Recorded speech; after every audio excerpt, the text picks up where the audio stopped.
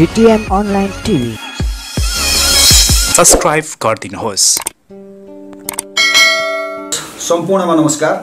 म नवीन खतिवडा, राष्ट्रिय युवा संघ नेपाल तेह्रथुमको अध्यक्ष। आज म धेरै समयपछि राजनीतिक हिसाबले आफ्नो विचार राख्ने सन्दर्भमा तपाई हामी समक्ष म उपस्थित भएको छु। भर्खरै हामीले यही फागुनको 27 गते राष्ट्रिय युवा संघ नेपाल जिल्ला कमिटी तेह्रथुमको आयोजनामा जिल्ला स्तरीय अगुवा कार्यकर्ता भेलाको कार्यक्रम आयोजना गर्यौं र त्यो हाम्रो कार्यक्रममा राष्ट्रिय युवा संघ नेपाल केन्द्रीय कमिटीका इन्चार्ज नेकपा एमालेका केन्द्रीय सदस्य कमरेड महेश बस्नेतको उपस्थिति थियो। सँगसँगै राष्ट्रिय युवा संघ नेपालका केन्द्रीय कमिटीका अध्यक्ष बचन बहादुर सिंह, सहअध्यक्ष किरण पौडेल, उपाध्यक्ष क्षितिज थेबे लगायतका कमरेडहरूको उपस्थितिमा हामीले त्यो कार्यक्रम सम्पन्न गर्यौं। तेह्रथुम जिल्लाका नेपाल कम्युनिस्ट पार्टी एमाले को नीति विचार र कार्यक्रमलाई नेकपा एमालेको सिद्धान्तलाई मन पराएर त्यो सिद्धान्तका आधारमा पछि लाग्ने, त्यो सिद्धान्तलाई विश्वास गरेर त्यो संगठनको नेतृत्व गर्ने सम्पूर्ण तेह्रथुमे नेपाली अगुवा युवाहरूको उपस्थिति थियो र उक्त कार्यक्रमका माध्यम मार्फत हामीले औपचारिक रूपमा तेह्रथुम जिल्लाको चाहिँ राष्ट्रिय युवा संघ नेपाल तेह्रथुम जिल्ला कमिटी घोषणा गरेका छौं। त्यो हामी मार्फत मात्र नभएर केन्द्रीय कमिटीका अध्यक्ष बचन बहादुर सिंह मार्फत त्यो सार्वजनिक गर्ने काम गर्नुभएको छ, घोषणा गर्ने काम गर्नुभएको छ। हाम्रा काँधमा नयाँ जिम्मेवारी प्राप्त भएको छ। तेह्रथुमे नेपाली युवाहरू, सम्पूर्ण तेह्रथुमे युवाहरूलाई एउटा प्रगतिशील बाटोमा, एउटा चाहिँ जुझारु वामपन्थी युवाको बाटोमा कसरी अगाडि बढाउन सकिन्छ भन्ने महत्त्वपूर्ण जिम्मेवारी हाम्रो साथमा आएको छ। योभन्दा पहिला हामीले निकै वर्ष अगाडि, चाहिँ करिब 71 सालमा हामीले युवा संघ नेपालको जिल्ला अधिवेशन गरेका थियौं छत्थरमा। त्यो पछि हाम्रो संगठन चाहिँ विभिन्न हिसाबले निष्क्रिय बनेको थियो, अनिर्णयको बन्दी बनेको थियो। हामीले एक खाले प्रगतिशील युवाहरूले सम्बन्धित संगठनभित्र बसेका, छत्थरबाट निर्वाचित भएका सम्बन्धित संगठनभित्र बसेका एक खाले प्रगतिशील बहुमत साथीहरूले चाहिँ यो संगठनलाई बस्ती बस्तीमा पुर्याउनु पर्छ, युवा संघ नेपालमा बस्न इच्छा गर्ने, चाहना गर्ने, मन वचन र कर्मले त्यो संगठनमा बस्न इच्छुक हुने नेपाली युवाहरू, तेह्रथुमे युवाहरूलाई संगठित र गोलबद्ध गर्नुपर्छ भन्ने ढंगले प्रयास गर्दाखेरि पनि तत्कालीन नेकपा एमालेका तत्कालीन कमिटीका केही अग्रज नेता साथीहरू र हाम्रै संगठनको उति बेलाको संगठनका केही साथीहरूले यसलाई चाहिँ गति दिन सक्नु भएको थिएन। एउटा अनिर्णयको बन्दीको रूपमा यो संगठन बसेको थियो। पछाडि नेपाल कम्युनिस्ट पार्टी एमाले र माओवादी र एमाले बीचको पार्टी एकता सँगसँगै हाम्रो पार्टीका संगठनात्मक गतिविधिहरू अत्यन्तै कन्फ्युज भए। अत्यन्तै चाहिँ कसरी अगाडि लिएर जाने, संगठनिक रूपमा चाहिँ हामीसँग संगठनको सञ्जाल बनाउनका निमित्त आधिकारिक केन्द्रबाट चाहिँ निर्देशन पनि भएन। नीतिगत रूपमा र कार्यक्रमगत रूपमा पनि पार्टी संगठन धेरै समय अनिर्णयको बन्दीमा बस्यो। पछिल्लो समय संगठनले केही रूप पाउने सन्दर्भ बन्यो, एक खाले सहमति बन्यो। लामो समय चाहिँ पार्टी एकताको क्रम चल्यो र पछिल्लो समय चाहिँ एक ढंगले चाहिँ जिल्ला तहसम्म संगठन बन्ने चाहिँ एक खाले संकेत मात्र प्राप्त हुँदै पनि हाम्रो पार्टीका सर्वोच्च व्यक्तित्व सम्माननीय प्रधानमन्त्री, नेपाल कम्युनिस्ट पार्टीका अध्यक्ष कमरेड केपी शर्मा ओलीले नेपालको समग्र नेतृत्व गरेर, यो राष्ट्रको, यो देशको नेतृत्व गरेर विकास र समृद्धिको एक खाले भेलबाडी नै अगाडि बढाउनु भएको छ। मलाई लाग्छ तेह्रथुम जिल्लाबाट मैले यो चीज निहालिरहँदा, मेची महाकालीका सम्पूर्ण नेपाली जनताले यो चीजलाई निहालिरहँदा पछिल्ला सँगसँगै अघिल्ला महत्त्वपूर्ण नेपालका प्रधानमन्त्रीहरूभन्दा अब्बल प्रधानमन्त्रीको रूपमा यो देशको स्वाभिमान, अन्तर्राष्ट्रिय समुदायमा यो देशको स्वाभिमानलाई उच्च राख्ने हिसाबले र सँगसँगै राष्ट्रिय विकास निर्माणका हिसाबले पनि महत्त्वपूर्ण राष्ट्रिय गौरवका आयोजनाहरू, सँगसँगै सम्पूर्ण विकास र समृद्धिका योजनाहरू कमरेड केपी शर्मा ओलीले सपनाको रूपमा ल्याउनु भयो, महत्त्वपूर्ण एउटा मार्गको रूपमा ल्याउनु भयो। कतिपय नेपाली जनताले, कतिपय महत्त्वपूर्ण नेपालकै चाहिँ नेता भनाउँदा साथीहरू, पार्टीको चाहिँ प्रतिनिधित्व गर्छु भन्ने मान्छेहरूले पनि कमरेड केपी शर्मा ओलीले ल्याउनु भएको विकास र समृद्धि, उहाँले ल्याउनु भएको नयाँ योजना, नयाँ खालको चाहिँ प्रविधि मैत्री आधुनिक नेपालको चाहिँ योजना र कार्यक्रमहरू देख्दाखेरि खिल्ली उडाउने काम गरे, त्यो जोगमा परिणत गर्ने काम गरे। केपी शर्मा ओलीले चाहिँ तपाईको नेपालमा चाहिँ यी खालका सम्भावना छन् है, नेपाल भूपरित वैश्विक राष्ट्रको रूपमा छ, नेपाल इन्डियासँग मात्रै निर्भर भएर आयात निर्यातमा हामी सम्पूर्ण ढंगले संलग्न हुनुपर्छ। तर अब हामी इन्डियासँग मात्रै नभएर हामी चाइनासँग पनि उत्तिकै ढंगले निपुण हुन सक्छौं, तसर्थ इन्डियासँगको सम्बन्धलाई व्यवस्थित गर्दै चाइनासँगको सम्बन्धलाई पनि हामीले थप उचाइमा लानुपर्छ भन्ने ढङ्गले जुन निर्णायक भूमिका खेल्नुभयो। नेपाल तर्फबाट चाइनातर्फ 6-6वटा नाकाहरू खुले। 6-6वटा नाकाहरू खुल्नु सँगसँगै नेपालमा चाहिँ एक ढङ्गले पारवन सन्धिको सन्दर्भहरू अगाडि बढे।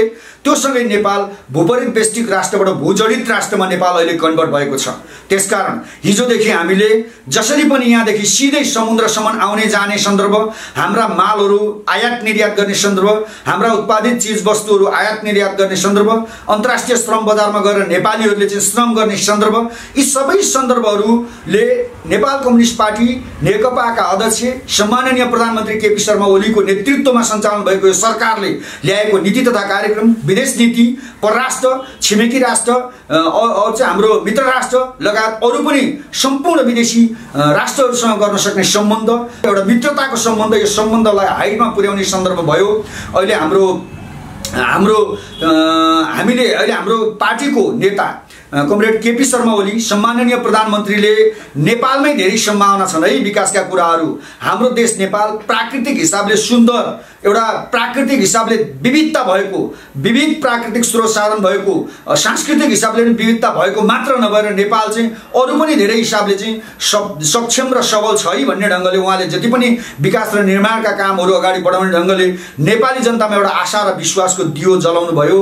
नेपाली सम्पूर्ण नेपाली जनताहरू अब केही गर्ने नेता हो भने, अब हाम्रो नेपाली जनताका लागि केही गर्न सक्ने राजनेता हो भने केपी शर्मा ओली मात्रै हो भन्ने ढङ्गले नेपाली जनताहरू केपी शर्मा ओलीको विचार, केपी शर्मा ओलीले अगाडि सारेको नीति तथा कार्यक्रमलाई जुन ढङ्गले विश्वास गरेर उहाँलाई समर्थन गर्नलाई अगाडि बढे, त्यो सँगसँगै हाम्रो पार्टीभित्र एक ढङ्गले चाहिँ एउटा जेलस, एउटा तपाईँको के भन्ने, अब पापी आत्माहरू भन्छु म प्रष्ट ढङ्गले, एक ढङ्गले जेलस। अब केपी ओली चाहिँ नेपालमा एक ढङ्गले चाहिँ केपी ओली मय हुने भयो। केपी ओलीले जुन चिज ल्यायो यो चिज अरू कसैले ल्याउन सकेका थिएनौँ, हामीले पनि ध्यान नपुर्याएका कुराहरू ल्यायो जुन चाहिँ हुनै नसक्ने। हामीले जति खिल्ली उडाउँछौँ तर जति पनि खिल्ली उडाएका कार्यक्रमहरू सबै कार्यक्रमहरू 101 हुँदै सफल भइरहेका छन्। त्यसो भएको नाताले गर्दाखेरि अब केपी शर्मा ओलीलाई चाहिँ हामीले चाहिँ एउटा साझेदार सरकारको रूपमा अथवा चाहिँ उहाँलाई चाहिँ अब तपाईँको पालो पुग्यो, अब पार्टीमा हामी पनि नेता छौँ, हामीले पनि नेतृत्व गर्न पाउँछौँ भन्ने ढङ्गले चाहिँ मिलिजुली खानुपर्छ, मिलिजुली सेयरिङ गर्नुपर्छ। हाम्रा पनि सन्तान छन्, हाम्रा पनि भाइ भतिजा छन्, हामीले पनि मन्त्री पाउनुपर्छ, हामीले पनि राजदूत पाउनुपर्छ, हामीले पनि विभिन्न आयोग नियोगको चाहिँ प्रमुख तथा प्रतिनिधिको नियुक्ति पाउनुपर्छ भन्ने ढङ्गले चाहिँ यो भागभण्डा र लोभीपापी ढङ्गले चाहिँ यो देशमा पार्टीभित्रैबाट, यो हाम्रो नेकपा भित्रैबाट एक खाले चाहिँ अब गुटबन्दी सुरु भयो। हाम्रो पार्टीको नेता, सर्वोच्च व्यक्तित्व, एक नम्बरमा रहेका अध्यक्षका विपक्षमा गुटबन्दी सुरु भयो। गुटबन्दी हुँदै पार्टीकै अध्यक्षका विरुद्धमा विभिन्न खाले प्रस्तावहरू आए, विभिन्न खाले चाहिँ आरोपपत्रहरू आए। ती आरोपपत्रहरूलाई खण्डन गर्ने सवालमा अब एक ढङ्गले आत्मआलोचना र आलोचना गर्दै पार्टीलाई एकताबद्ध ढङ्गले लाने सवालमा विगत केही महिना ठुलो कसरत गर्नुभयो, तथापि सम्भव भएन। त्यो अथक प्रयासका बावजुद पनि सम्भव भएन। अन्तमा गएर उहाँहरूले चाहिँ सरकारमा केपी शर्मा ओलीले नेतृत्व गर्नुभएको, आफ्नै पार्टीको अध्यक्षले नेतृत्व गर्नुभएको सरकारमा चाहिँ अब सांसदमा हामी बहुमत छौँ, माओवादी पनि हामीसँगै छन्, माधव कुमार नेपाल र झलनाथ पक्षधर मान्छे पनि हामीसँगै छौँ। जसरी पनि यो सरकारलाई ट्र्यापमा पार्नुपर्छ र हामीले पनि पालो फेर यो नेतृत्व गर्न पाउनुपर्छ, भागभण्डा पाउनुपर्छ भन्ने ढङ्गले चाहिँ भागभण्डा पाउने ढङ्गले नै अविश्वास प्रस्ताव दर्ता गर्ने जुन हरकत गरियो, जुन दुस्साहस गरियो, त्यो दुस्साहसका परिणामस्वरूप सम्माननीय प्रधानमन्त्री केपी शर्मा ओलीले संसद विघटन गर्ने बाध्यकारी अवस्थामा पुग्नुभयो। संसद विघटन गर्नुभयो, अदालतले पुनर्संसद बहाली गरिदियो। केही छैन, संसद पुनर्बहाली गरे पनि हामी संसद फेस गर्छौँ भन्ने ढङ्गले जाँदै गर्दा अन्त्यमा नेकपा एमाले र नेकपा माओवादीको चाहिँ एकता प्रक्रिया नै चाहिँ यो ठिक छैन। योभन्दा अगाडि अर्को चाहिँ पार्टी दल दर्ता भइसकेको छ र यो जुन दल अगाडि दर्ता भएको छ त्यही दलले मान्यता पाउँछ। पछाडि दल दर्ता भए भने यदि एकताबद्ध भएर जान्छन् भने यदि उनीहरूले नाम नजुत्ने गरी त्यो सम्बन्धित दलको चाहिँ वैधानिक अवस्थामा चाहिँ आँच नआउने गरी अलग ढङ्गले चाहिँ आफ्नो दल दर्ता गर्न पाउँछन् भनेर सर्वोच्च अदालतले अर्को पनि निर्णय गरिदियो। त्यो नेपाली जनताको हितमा गर्यो।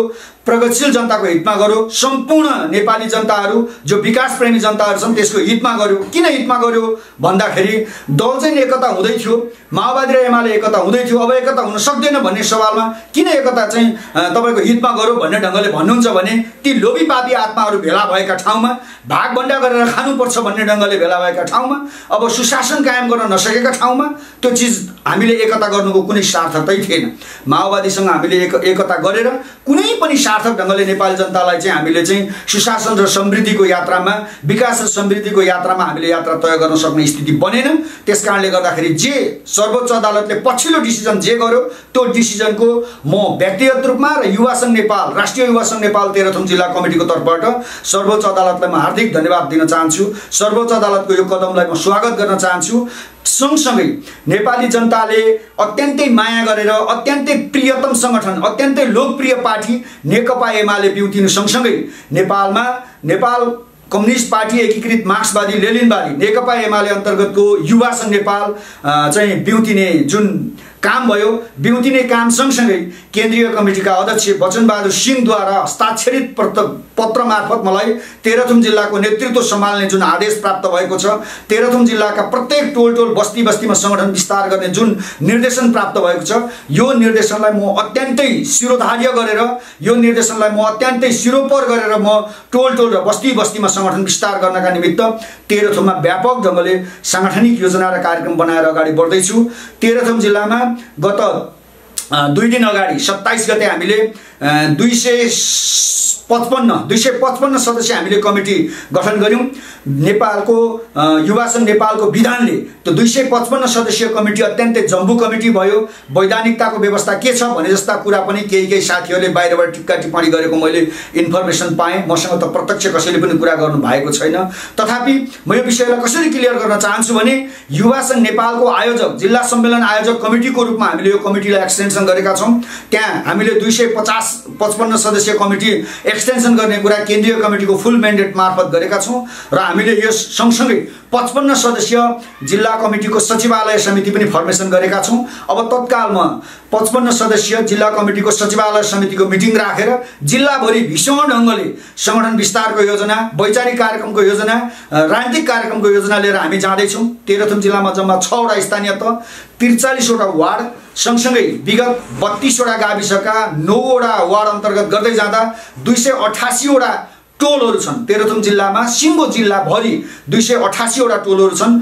अब तेह्रथुम जिल्लाका प्रत्येक टोलमा, प्रत्येक 288 वटै टोलमा युवा सङ्घ नेपालको, राष्ट्रिय युवा सङ्घ नेपालको आधिकारिक कमिटीहरू बन्नेछन्। राष्ट्रिय युवा सङ्घ नेपालका औपचारिक सङ्गठनहरू विस्तार गर्नेछन्। ती सङ्गठनले नेपाल कम्युनिस्ट पार्टी एमालेद्वारा सञ्चालन भएका सम्पूर्ण कामहरू, सङ्घीय सरकार, प्रदेश सरकार र स्थानीय सरकारद्वारा सम्पादन गरिएका सम्पूर्ण कामहरूको, राम्रा कामको उचित प्रचार गर्नेछ। सुधार्नुपर्ने काममा आवश्यक खबरदारीको काम पनि गर्नेछ। सँगसँगै राष्ट्रिय युवा सङ्घ नेपाल जिल्ला कमिटीका माध्यम मार्फत हामी यहाँ उपलब्ध भएका अरू पनि पोलिटिकल पार्टीका युवा सङ्गठनहरू छन्। नेपाली काङ्ग्रेसको तरुण दल लगायत सम्पूर्ण अरू पनि राजनीतिक दलका युवा सङ्गठनहरूसँग हामी राजनीतिक रूपमा हामी युवाको हक अधिकार प्राप्तिका पक्षमा युवाहरूलाई कसरी सबल र समृद्ध बनाउन सकिन्छ, कसरी सक्षम र आत्मनिर्भर युवा बनाउन सकिन्छ, कसरी युवालाई उद्यमशीलता र आत्मनिर्भरतर्फ कन्भर्ट गर्न सकिन्छ जस्ता कार्यक्रमहरू हामी अगाडि सार्नेछौँ। हामी सर्वसम्मत रूपमा आम तेह्रथुमे युवाको रूपमा हामी यो कामहरू अगाडि सार्नेछौँ। हाम्रा सामुमा हामीसँग सहकार्य गर्ने धेरै राजनीतिक, धेरै सामाजिक युवा सङ्गठनहरू, युवा संस्थाहरू हाम्रा सामुमा छन्। तेह्रथुम जिल्लामा दर्ता भएका सम्पूर्ण युवा क्लबहरू छन्। तेह्रथुम जिल्लामा चाहिँ आधिकारिक रूपमा आफ्नो राजनीतिक कार्यक्रम, साङ्गठनिक कार्यक्रम, वैचारिक कार्यक्रम अगाडि सारेका सैद्धान्तिक पार्टीका युवा सङ्गठनहरू छन्। यी सबै सङ्गठनहरूसँग हामी चाहिँ एकदमै सहकार्य र एकता गरेर कति एजेन्डामा हामी सहमत हुन सक्छौँ, कति एजेन्डामा हामी पार्टीगत रूपमा अलग अलग हुन सक्छौँ। पार्टीगत रूपमा अलग अलग हुन सक्ने सन्दर्भमा, सिद्धान्तगत रूपमा हामी अलग अलग हुन सक्ने सन्दर्भमा हामी अलग अलग बाटो तय गर्नेछौँ र साझा एजेन्डा हुन सक्ने कुरामा हामी साझा एजेन्डा तयार गरेर हामी अगाडि बढ्नेछौँ भन्ने कुरा म तपाईँहरू समक्ष राख्न चाहन्छु। पछिल्लो टाइम मलाई एकजना पूर्व नेकपा एमालेकै एकजना नेताले मलाई एउटा क्वेसन गर्नुभएको थियो हिजो, होइन भाइ तपाईँ त बधाई छ, तपाईँ त राष्ट्रिय युवा सङ्घको तेह्रथुमको अध्यक्ष हुनुभएछ, युवा सङ्घ नेपाल हो कि राष्ट्रिय युवा सङ्घ नेपाल हो भन्ने प्रश्न गर्नुभएको थियो। उहाँ जतिको बुझकर मान्छेलाई म के क्लियर गर्न चाहन्छु भने अब अहिले हामीले यो संगठनको नाम राष्ट्रिय युवा संघ हो कि युवा संघ हो भनेर मैले त्यो डिक्लेयर गर्ने म त्यो पदको मान्छे होइन। हाम्रो संगठन एउटा सामुदायिक संगठन हो। हाम्रो संगठन नेकपा एमालेको सिद्धान्तसँग सामिप्यता राख्छ, नेकपा एमालेको निर्देशन पनि पालना गर्छ, तर सबै ढङ्गले नेकपा एमालेको मातहतमा परस्त भएर त्यो अधीनस्थ भएर जाने सवालको संगठन होइन। यो समुदायमा आधारित संगठन हो। यो आम नेपाली जनता, आम नेपाली युवाहरूको हक अधिकार प्राप्तिका पक्षमा लडाईँ गर्ने संगठन हो। त्यसो भएको नाताले गर्दा यो संगठनको आफ्नै विधान छ। यो संगठनको विधानको व्याख्या गर्ने आधिकारिक मान्छे भनेको हाम्रो संगठनको केन्द्रीय कमिटीको अध्यक्ष हो। मैले अघि पनि नाम उद्धृत गरेँ, उहाँकै हातबाट चाहिँ दस्तखत भएर चाहिँ तपाईँको 113 नम्बर चलानी मार्फत मैले चाहिँ नियुक्ति पाएर संगठनको आधिकारिकता पाएको छु। उहाँको नाम वचन बहादुर सिंह। उहाँले भन्नुभएको छ अब संगठनको विधानमा जे व्यवस्था छ त्यो अन्तर्गत अगाडि बढ्ने हो। त्यसकारणले गर्दा यसमा कुनै दोमत छैन, कुनै पनि अलमल छैन। बिना अलमल तपाईँहरू धारा प्रवाह ढङ्गले निर्भीक ढङ्गले टोल बस्ती बस्तीमा हाम्रा संगठनका विचार कार्यक्रम लिएर जानुहोस् भन्ने ढङ्गले निर्देशन दिनुभएको छ। अब संगठनको नामको आधिकारिकताको बारेमा व्याख्या गर्ने प्रमुख मान्छे, आधिकारिक मान्छे भनेको संगठनको विधानको प्रमुख केन्द्रीय कमिटीको अध्यक्ष हो। उहाँले आधिकारिक रूपमा केन्द्रीय कमिटी अहिले हामी राष्ट्रिय युवा सङ्घकै नामबाट तल पुग्नुपर्छ। भोलिका दिनमा हामीले यो संगठनको नाम अर्कै बनाउन पनि सक्छौँ, यो संगठनको स्वरूप अर्कै स्टाइलको लान पनि सक्छौँ। अब संगठनको स्वरूप अर्कै स्टाइलले लाने सवालमा म यसको छोटो हिस्ट्री तपाईँहरू समक्ष जानकारी गराउन चाहन्छु। हामीले जान्दा बुझ्दा नेकपा एमालेसँग संलग्न भएर सामिप्यता भएर अगाडि बढेको संगठन प्रजातान्त्रिक राष्ट्रिय युवा सङ्घ, जो प्ररायु सङ्घ भनेर हामी चिन्थ्यौँ, त्यो संगठनका नामबाट हामी विकसित भयौँ। त्यही संगठनका नामबाट हामीले काम गर्दै सङ्गठित सदस्यता लिँदै टोल बस्ती बस्तीमा ग्राउन्ड लेभलमा हामीले कार्यक्रम गर्दै हामी अहिले जिल्ला हुँदै केन्द्र लेभलमा पुगेका छौँ। त्यसो भएको नाताले गर्दा त्यो प्ररायु सङ्घको नामबाट युवा सङ्घ नेपाल कन्भर्ट हुने बारेमा पनि हामीले नेकपा एमालेको निर्णयलाई आधारित भएर गरेका होइनौँ। नेपालभरिका युवाहरू एउटा विधान सम्मेलनको हिसाबले हामी भेला भयौँ, विधान सम्मेलन कार्यक्रमको आयोजना गऱ्यौँ र त्यो विधान सम्मेलनका माध्यम मार्फत हाम्रा अब केही राजनीतिक कार्यभार पनि परिवर्तन भए, अब हाम्रा केही वैचारिक कार्यक्रमहरू पनि परिवर्तन भए। हामी हिजो राज संस्थाका विरुद्धमा लडिरहेका थियौँ, राजाका विरुद्धमा लडिरहेका थियौँ, तर अब हामीले अब विकास र समृद्धिका पक्षमा लड्नु पर्ने छ। अब हामीले राजनीतिक प्राप्तिका हिसाबले जनताको छोरो, सबैभन्दा तल्लो ग्राउन्डको जनताको छोरो, यो देशको त्यो राष्ट्रको प्रधानमन्त्री राष्ट्रपति बन्ने अधिकार प्राप्त भइसकेको छ। राजनीतिक एक ढङ्गले राजनीतिक उपलब्धि भइसकेको छ। अब हामीले आर्थिक उपलब्धिका लागि सङ्घर्ष गर्नुपर्छ भन्ने ढङ्गले त्यो विधान सम्मेलन मार्फत हाम्रो चाहिँ प्रजातान्त्रिक राष्ट्रिय युवा सङ्घ छन्, प्ररायु सङ्घको विधान सम्मेलन मार्फत राष्ट्रिय प्रजातान्त्रिक राष्ट्रिय युवा सङ्घ, प्ररायु सङ्घको चाहिँ विधान सम्मेलन मार्फत राष्ट्रिय कार्यकर्ता भेला मार्फत हामीले चाहिँ युवा सङ्घ नेपालको रूपमा यसलाई कन्भर्ट गऱ्यौँ। त्यस पछाडि त्यो युवा सङ्घ नेपाल बनाउने सवालमा हामीले नेकपा एमालेको आदेश, नेकपा एमालेको विधानको निर्देशन कुनै त्यस्तो चिज पर्खिनु परेन। किन भन्दा युवा सङ्घ नेपाल भनेको समुदायमा आधारित सङ्गठन हो, आम नेपाली युवाहरूमा आधारित सङ्गठन हो। त्यसो भएको नाताले गर्दा दोस्रो स्टेपमा म आएँ, प्ररायु सङ्घबाट हामी युवा सङ्घमा कन्भर्ट भयौँ। पछिल्लो समय माओवादीसँग सहकार्य गरेर अगाडि बढ्ने सवालमा पार्टी एकता भइसकेपछि वाइसिएल र युवा सङ्घको मर्जिङ गर्ने सवालमा वाइसिएलका साथीहरूले पनि चित्त दुखाउन सक्छन्। अब त्यही नाम सर्लक्क किन बनाइदिनु, होस् न यो नामले केही गर्दैन भन्ने स्टाइलबाट मात्रै हामीले प्ररायु सङ्घकै झन्डा प्रयोग गऱ्यौँ, हामीले युवा सङ्घकै झन्डा प्रयोग गऱ्यौँ। पछिल्लो टाइम राष्ट्रिय युवा सङ्घ बन्यो, त्यही युवा सङ्घको झन्डा प्रयोग गऱ्यौँ। हामीले वाइसिएलको झन्डा बोकेर हिँडेनौँ। मूलधार नेपाली युवाहरूको मूलधार युवा सङ्घ नै थियो, नेपाली युवाहरूको मूलधार प्ररायु सङ्घ नै थियो। अनि वाइसिएल नेपाल चाहिँ युवा सङ्घ नेपालमा आएर सामेल भयो। हामीले जो पार्टी एकताको प्रयास गरेका थियौँ यसले सार्थकता पाउन सकेन। त्यसो भइसकिसकेपछि यो राष्ट्रिय युवा सङ्घ नेपालको नाममा हामीले युवा वाइसिएलहरूलाई पनि सङ्गठित गरेका थियौँ, हामीले त्यहाँ ल्याएर सामेल गरेका थियौँ। तर उनीहरू चाहिँ अब त्यहाँ बस्न सकेनन्, उनीहरू विधिवत रूपमा बाहिरिने अवस्था भयो। उहाँहरू बाहिरिनुहुन्छ, उहाँहरूले के नाम राख्नुहुन्छ त्योसँग हामीलाई सवाल भएन। हामीलाई के सवाल भयो, हाम्रो सङ्गठनको झन्डा तपाईँको उँभोपट्टि रक्तरञ्जित रातो कलरको, उँधोपट्टि निलो कलरको, बिचमा स्टार अङ्कित झन्डा, तारा अङ्कित झन्डा, प्रजातान्त्रिक राष्ट्रिय युवा सङ्घले निर्माण गरेको झन्डा, युवा सङ्घ नेपालले निर्माण गरेको झन्डा, राष्ट्रिय युवा सङ्घले तयार गरेर अगाडि बढाएको झन्डा, यही झन्डा, यही लोगो, यही पहिचानका साथ हामी जानेछौँ। अब वाइसिएल नेपालले के बनाएर हिँड्छ, कहाँ खोज्दै हिँड्छ त उसको फरक विषय हो। यसमा म टिका टिप्पणी गर्दिनँ। उहाँहरू जुन ढङ्गले आउनुभएको थियो, जुन ढङ्गले काम गर्दै हुन्थ्यो, जुन ढङ्गले उहाँहरूले अपेक्षा गर्नुभएको थियो, ठुलै आशा अपेक्षा बोकेर आउनुभएको थियो होला, त्यस्तो आशा अपेक्षा सम्माननीय प्रधानमन्त्री केपी शर्मा ओलीबाट सम्भव भएन। किन भएन? केपी ओली जनताका प्रधानमन्त्री थिए, केपी ओली सर्वहारा गरिब दुखी जनताका प्रधानमन्त्री थिए, भागबन्डा गरेर कुनै पनि नेताको पक्षपोषण गर्ने मोडलका प्रधानमन्त्री थिएनन्। उनीहरूको अपेक्षा पुरा भएन। ठुलो पार्टीमा एमालेमा आएर चाहिँ केही गरौँला भन्ने ढङ्गले कोही कुनै पद पाइहालौँला भन्ने मोडलबाट लाग्ने साथीहरू बाहिरिनु भएको छ। बाहिरिने उहाँहरूले नै वातावरण सिर्जना गर्नुभएको छ। त्यसो हुँदाहुँदै पनि म यति धेरै भन्दिनँ, किन भन्दाखेरि सम्बन्धित वाइसिएल नेपालतर्फ पनि केही प्रगतिशील साथीहरू हुनुहुन्छ। अब राष्ट्र निर्माण गर्ने, यो राष्ट्रलाई यो ठाउँसम्म ल्याउने, अब अझै प्रगतिशील बाटोमा लाने, विकास र समृद्धिको आमूल खाका कोरेर अगाडि बढ्न सक्ने राजनेता केपी शर्मा ओली नै हो भनेर नेकपा माओवादी अन्तर्गतका केही नेताहरू पनि आउनुभएको छ। सम्पूर्ण नेता कार्यकर्ताहरूप्रति म हार्दिक आभार व्यक्त गर्न चाहन्छु। सङ्कटका बेलामा सहयोग गर्ने, सङ्कटका बेलामा समर्थन गर्ने कमरेड रामबहादुर थापा बादल लगायत सम्पूर्ण उहाँको नेतृत्वमा आएको टिमप्रति म हार्दिक धन्यवाद सहित आभार व्यक्त गर्न चाहन्छु। एउटा यो महत्त्वपूर्ण घडीमा उहाँहरूले सहयोग गर्नुभएको छ। नेकपा एमालेले, केपी शर्मा ओलीको नेतृत्वको सरकारले, नेतृत्वको पार्टीले उहाँहरूलाई उचित सम्मान र जिम्मेवारी दिनुपर्छ भन्ने विचार म राख्न चाहन्छु। र तेह्रथुम जिल्लामा सम्पूर्ण तेह्रथुमे जिल्लाका युवा साथीहरूलाई कुनै ढङ्गले विचलित नभइकन, कुनै ढङ्गले तितरबितर नभइकन राष्ट्रिय मूलधार, यो देश बनाउने पार्टी, यो देश बनाउने युवा सङ्घ, राष्ट्रिय युवा सङ्घ नेपाल, त्यो राष्ट्रिय युवा सङ्घ नेपालको अध्यक्ष नवीन खतिवडा, तेह्रथुम जिल्लाको नवीन खतिवडाले नेतृत्व गरेको टिममा कुनै सङ्कुचन नगरिकन हजुरहरू सामेल भइदिनु म हार्दिक आग्रह गर्दछु।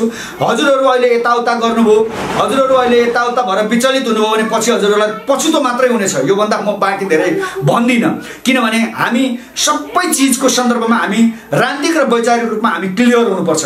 हाम्रो विचार के हो, हाम्रो राजनीति के हो, यो कुरामा हामी क्लियर हुनुपर्छ।